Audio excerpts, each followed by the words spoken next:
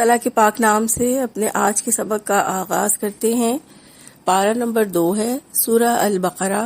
آیت نمبر 232 ارشاد باری تعالیٰ ہے، وَإِذَا طَلَّقْتُمُ النِّسَاءَ فَبَلَغْنَ أَجَلَهُنَّ فَلَا تَعْضُلُوهُنَّ أَن يَنكِحْنَ أَزْوَاجَهُنَّ إِذَا تَرَاضَوْا بَيْنَهُم بِالْمَعْرُوفِ ذَلِكَ يُوعَظُ بِهِ مَنْ كَانَ مِنْكُمْ يُؤْمِنُ بِاللَّهِ وَالْيَوْمِ الْآخِرِ ذَلِكُمْ أَزْكَىٰ لَكُمْ وَأَطْهَرُ وَاللَّهُ يَعْلَمُ وَأَنْتُمْ لَا تَعْلَمُونَ۔ لفظی ترجمہ ہے، وَإِذَا اور جب طلقتم تم طلاق دے دو النساء عورتوں کو، فبالغنا پھر وہ پوری کر لیں اجالہن اپنی عدت، فلا تعضلوہن تو مت روکو تم انہیں، ان ینکحن کہ وہ سب نکاح کریں، ازواجہن اپنے خاوندوں سے، اذا جب کہ تراضوا وہ آپس میں سب راضی ہوں، بینہم اپنے درمیان، بالمعروف اچھے طریقے سے، ذالک یہ، یوعظ نصیحت کی جاتی ہے، بہی اس کی،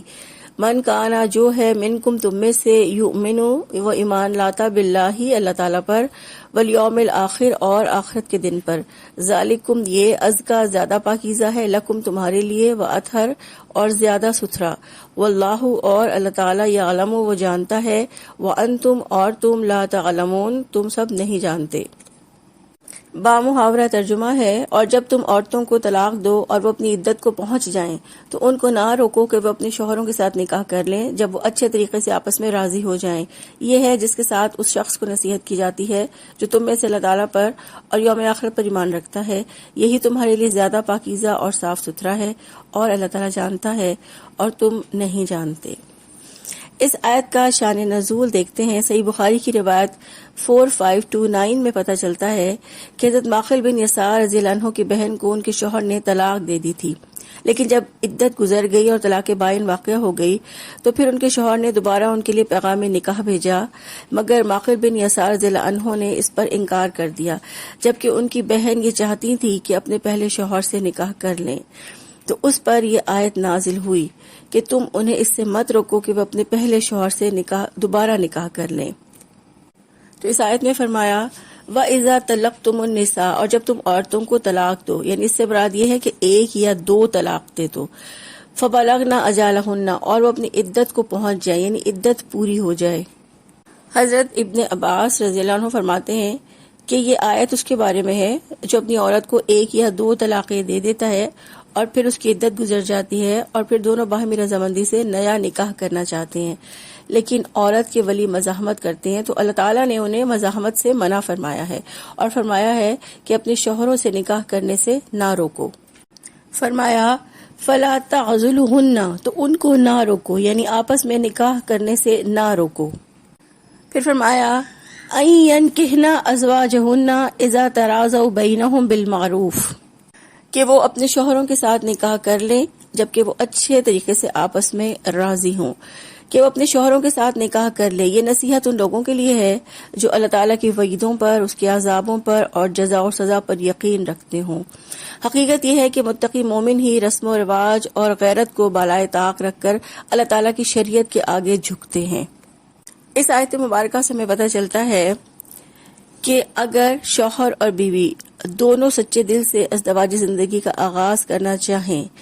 تو ان کے نکاح میں رکاوٹ نہیں بننی چاہیے جبکہ وہ اچھے طریقے سے آپس میں راضی ہو جائیں۔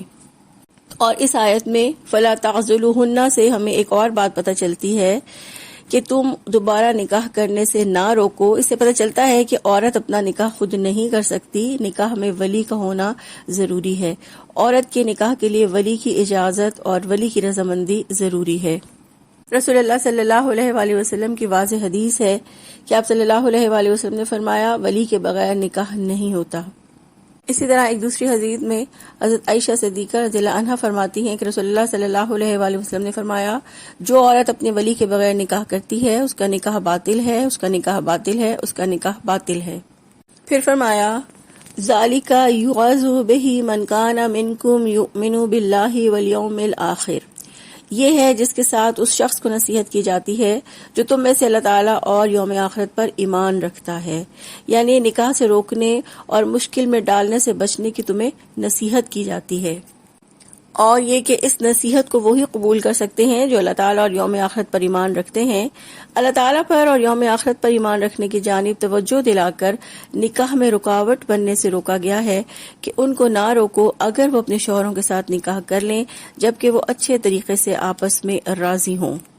اور یہ بات ذہن میں رکھیں کہ اپنے شوہروں کے ساتھ عدت گزارنے کے بعد یہ نیا نکاح نئے مہر کے ساتھ ہوگا۔ پھر فرمایا